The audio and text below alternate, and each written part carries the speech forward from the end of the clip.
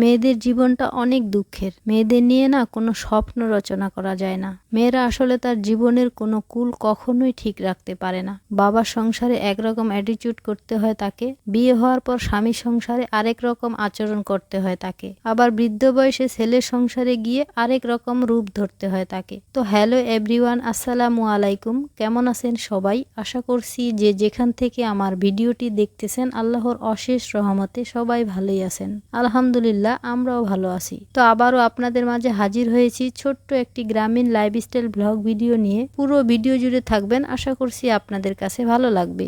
ভিডিওর শুরুতে আমার সকল আপু ভাইয়াদের কাছে একটা রিকোয়েস্ট, প্লিজ আপনারা ভিডিওটাতে একটা লাইক দিয়ে দেখা শুরু করবেন, কারণ আপনার এই ছোট্ট একটা লাইক আমার কাছে অনেক মূল্যবান। আমার ভিডিওটাকে আপনার মতো আরো অনেকের নিকট পৌঁছে দিতে সাহায্য করবে এবং আমাকে আরো নতুন একটি ভিডিও তৈরি করার অনুপ্রেরণা যোগাবে। তাই আবারও আপনাদেরকে রিকোয়েস্ট করে বলতেছি, প্লিজ ভিডিওটাতে একটা লাইক দিয়ে দিন। তো কয়েকদিন যাবৎ হচ্ছে বিছানার চাদরটা যে চেঞ্জ করে রেখে দিয়েছিলাম, ওইটা হচ্ছে বৃষ্টির কারণে ধুইতেই পারতেছি না। তো আজকে হচ্ছে সকালে আগে চাদরটাই গরম পানি করে ভিজিয়ে রেখেছি, এরপরে হচ্ছে রান্না করতে আসছি। তো গত ভিডিওতে আপনাদের সাথে শেয়ার করেছিলাম যে মিষ্টি কুমড়া নিয়ে এসেছে, তো ওইটাই হচ্ছে আজকে ভাজি করে নিব। তো আমি যেভাবে মিষ্টি কুমড়া ভাজি করি ওইটাই আপনাদের সাথে শেয়ার করতেছি, আপনারা তো আবার দেখেই বুঝতে পারবেন। প্রথমে হচ্ছে আমি শুকনা মরিচ ভেজে উঠিয়ে নিয়ে রেখে দিয়েছি, আর ওইটাই হচ্ছে পরে আমি লবণ দিয়ে ভেঙে গুঁড়ো করে এর উপরে দিয়ে দিব। তো আজকে হচ্ছে কিছু কথা আপনাদের সাথে শেয়ার করতে চাচ্ছি, সেটা হচ্ছে এই যে আমরা হচ্ছে এই জগতে যারা কাজ করি, মানে আমার মতো যারা আছেন অসহায় আর কি,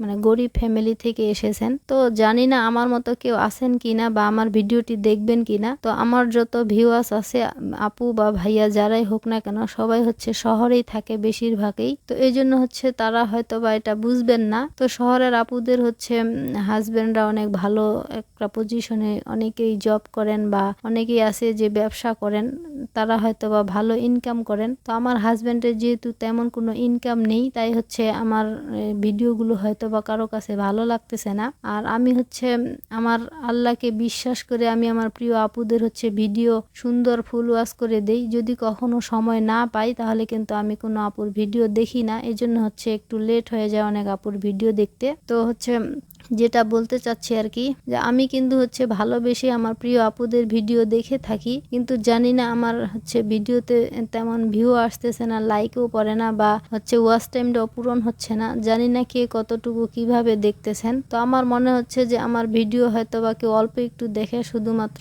কমেন্ট করতে যতক্ষণ সময় লাগে আর কি। তো আমি আমার উপরওয়ালাকে বিশ্বাস করি, আমি কিন্তু হচ্ছে আমার প্রিয় আপুদের ভিডিও ভালোবেসেই দেখে থাকি, সেটা হচ্ছে আমি বলে বুঝাতে পারবো না। তো আমি যেহেতু ভিডিওটা ভালোবেসেই দেখি, এজন্য হচ্ছে পুরোটা যাতে ফুল ওয়াশ হয় সেভাবেই দেখি, আর যাতে আমার প্রিয় আপুটার হচ্ছে কাজে লাগে আমার ভিডিওটা দেখাটা আর কি। তো আমি হচ্ছে ভালোবেসে আমার প্রিয় আপুদের ভিডিওগুলো দেখি, যদি কখনো কোনো একটু সময় পেয়ে থাকি তাহলে কিন্তু ইচ্ছা করে আরো আপুদের হচ্ছে আগের ভিডিওগুলোও দেখি, কারণ আমি হচ্ছে ওই যে বললাম না যে আমি ভালোবেসেই দেখি।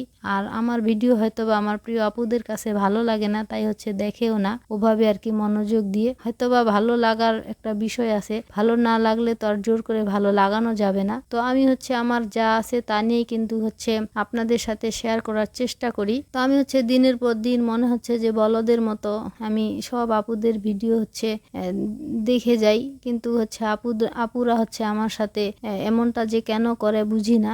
আমার হচ্ছে ওয়াচ টাইম একেবারেই পূরণ হচ্ছে না, তাই কথাগুলো বললাম আর কি। তো আপুরা প্লিজ হচ্ছে ভালোবেসে আমার ভিডিওটি দেখবেন, আর হচ্ছে স্কিপ করবেন না, এটাই আপনাদের কাছে অনুরোধ। তো আমি হচ্ছে এই ছোট্ট চ্যানেলটা নিয়ে অনেক দিন থেকে কষ্ট করতেছি, আর হচ্ছে এখানে কারো নজরে পড়তেছি না, এই জন্য আপনাদেরকে আর কি কথাগুলো বলা। তো প্লিজ আপনারা ভিডিওটা হচ্ছে স্কিপ করে দেখবেন না। যদি আপনাদের হাতে সময় না থাকে, আমি আপনাদেরকে হচ্ছে জোর করব না, যদি সময় না থাকে তাহলে আপনাদের দেখার দরকার নেই, কিন্তু অল্প একটু দেখে হচ্ছে ভিডিও থেকে বের হয়ে আসবেন না, এতে করে আমার হচ্ছে এই ছোট্ট চ্যানেলটার অনেক বেশি ক্ষতি হয়ে যাচ্ছে। তো মিষ্টি কুমড়ার ভাজিটা দিয়ে হচ্ছে সকালের ভাতটা খেয়েছি, আর হচ্ছে এখানে মুসুর ডাল ভুনা করে নিয়েছি, আর এর মধ্যে হচ্ছে বিলাতি ধনিয়া পাতা দিয়েছি। তো বিলাতি ধনিয়া পাতা দিয়ে মুসুর ডাল ভুনা আমার খান সাহেবের খুব পছন্দ, এই জন্য হচ্ছে আজকে ভুনা করে দিলাম। তো ডাল ভুনাটা আমার কাছে তেমন একটা ভালো লাগে না, তবুও খেতে হয়েছে, কি আর করার। তো এই যে দেখেন, যে কারণে হচ্ছে এতদিন থেকে বিছানার চাদরটা আমি ধুইনি, আজকেও কিন্তু ঠিকই থেকেই বৃষ্টি চলে আসছে।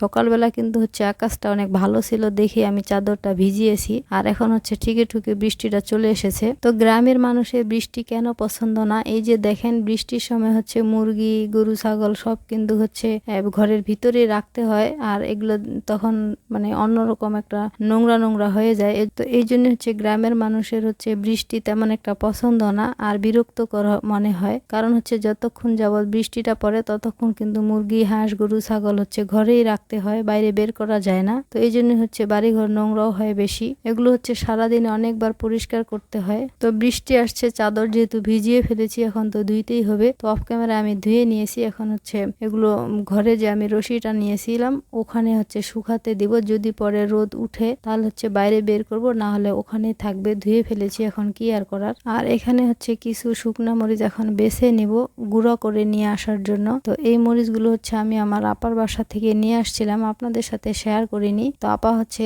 যেহেতু অসুস্থ বাড়ি, তাই হচ্ছে তাড়াহুড়া করে না বেছে ওভাবে দিয়ে দিয়েছে। তো এখন আমি হচ্ছে যেগুলো সাদা সাদা মরিচ ওগুলো আলাদা করে রেখে দিব। তবে হচ্ছে এই মরিচগুলো কিন্তু আমি ফেলে দিব না, এগুলো হচ্ছে আমার কিছু মরিচ রয়েছে। আমি যে গত একটা ভিডিওতে দেখিয়েছিলাম মরিচের গুঁড়া হচ্ছে রিফিল করে নিলাম, তো ওই মরিচের গুঁড়োটা কিন্তু হচ্ছে আমার বাড়ির মরিচের গুঁড়া। গত বছর আমরা মরিচ আবাদ করেছিলাম, তো মরিচ হচ্ছে তেমন একটা ভালো হয়নি দেখে এবার হচ্ছে ওই জায়গায় মরিচ আবাদ করিনি। তো কিছু মরিচ হচ্ছে রয়ে গিয়েছে, ওগুলোর সাথে হচ্ছে এই সাদা মরিচগুলো দিয়ে আবারও গুঁড়া করে নিয়ে আসবো। আর এখানে যে লাল মরিচগুলো বের হয়েছে এগুলো হচ্ছে আলাদা গুঁড়া করে রাখবো। যখন ভালো মন্দ রান্না করব তখন হচ্ছে এই লাল মরিচের গুঁড়াটা দিয়ে রান্না করব। আর বাড়িতে যে সাধারণ রান্না আমরা খাই ওটাতে হচ্ছে আমার বাড়ির মরিচগুলোর সাথে হচ্ছে এই সাদা মরিচগুলো দিয়ে গুঁড়া করে নিয়ে এসে তখন ওই গুঁড়াটা দিয়েই খাওয়া যাবে আর কি। তো আমি হচ্ছে এই মরিচগুলো কিন্তু ফেলে দিব না। তো এখানে হচ্ছে বাড়ি করা প্রায় 2 বছর হয়ে গেল, আমি কিন্তু হচ্ছে তখন থেকে মরিচ কিনিনি, মরিচ কিনতেই হয়নি। এর আগে হচ্ছে আপা দিয়েছিল, ওগুলোই খেয়েছি। তারপরে তো আমরা হচ্ছে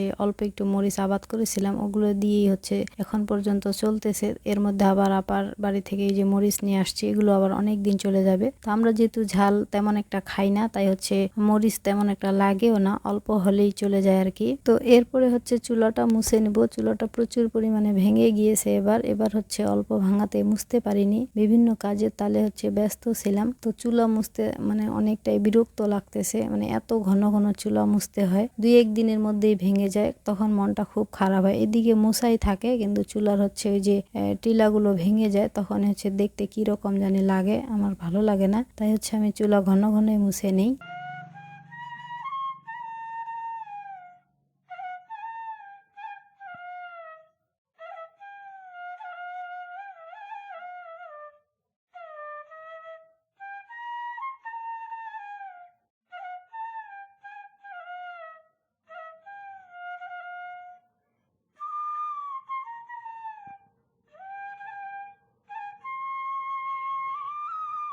তো এখন হচ্ছে আপনাদের সাথে একটা মজার জিনিস শেয়ার করব। এই যে দেখেন ব্যাঙটা হচ্ছে মানুষের মতো কি সুন্দর করে উপরে উঠতেছে। তো আমি আবার খান সাহেবকে বলতেছিলাম যে এটা তো স্পাইডারম্যানের মতো উঠতেছে, মানে উঠতে দেখা দৃশ্যটা দেখে আমার খুব ভালো লেগেছে, এই জন্য হচ্ছে আপনাদের সাথে একটু শেয়ার করলাম, ক্যামেরাবন্দি করে রেখেছিলাম। তো ভাবতেছি যে আপনাদেরকেও একটু দেখিয়ে দিই, জিনিসটা দেখতে আর কি অনেক সুন্দর লাগতেছিল তাই।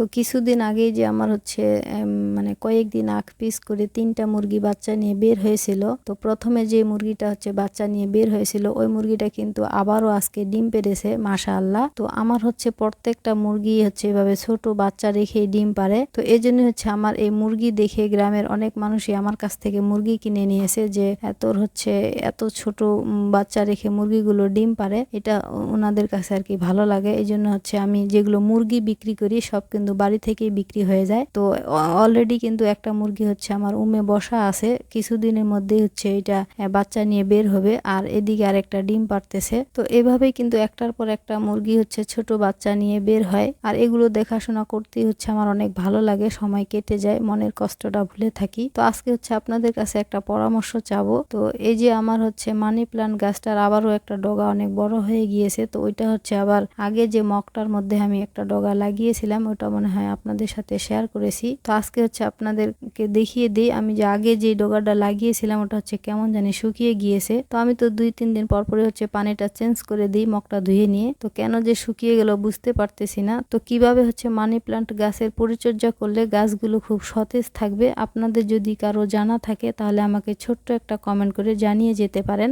আপনাদের কাছে এইটাই আর কি জানতে চাচ্ছিলাম যে কিভাবে হচ্ছে পরিচর্যা করলে আমার এই মানি প্লান্ট গাছগুলো সুন্দর থাকবে। তো আজকে আবার এই ডগাটা এভাবে লাগিয়ে দিলাম। তো এখানে হচ্ছে ডগাটা একটু লম্বা বেশি, এই জন্য হচ্ছে হেলে পড়ে যাচ্ছে, তাই হচ্ছে আমি একটা এখানে লাঠি দিয়েছি যাতে সোজা হয়ে থাকে, এই জন্য আর কি। আর যে আগের ডগাটা ছিল ওটা হচ্ছে এবার মাটিতে লাগিয়ে দিয়েছি, দেখি মাটিতে সতেজ থাকে কিনা। তো এখন হচ্ছে এটা রাতের ভিডিও, এখন হচ্ছে আদা রসুন ব্লেন্ড করে নিব। তো আদা রসুন ব্লেন্ড করাটা আমার কাছে একটা মানে ঝামেলার কাজ মনে হয়, কারণ ওই যে আদা রসুন যদি কেউ কেটে দিত তাহলে কিন্তু ব্লেন্ড করা কোনো ব্যাপারই না, এই কাটার জন্য হচ্ছে এটা লেট হয়ে যায়। তো এখনো যেহেতু আমি কারেন্টের লাইনগুলো হচ্ছে ঠিক করে লাগাতে পারিনি, তাই হচ্ছে দেখেন কত কষ্ট করে হচ্ছে এখানে ব্লেন্ড করে নিচ্ছি। আর এভাবেই হচ্ছে কারেন্টের চুলাটাও জ্বালাতে হয় যদি একটু প্রয়োজন হয় আর কি। তো কবে যে ঘরের হচ্ছে কারেন্টের লাইন বা জিনিসগুলো গুছিয়ে নিতে পারবো পরিপূর্ণভাবে জানি না। তো এভাবে এলোমেলো অবস্থায় রয়েছি আর কি। তো আপনাদের সাথে কথা বলতে বলতে ভিডিওর একেবারে শেষ পর্যায়ে চলে এসেছি।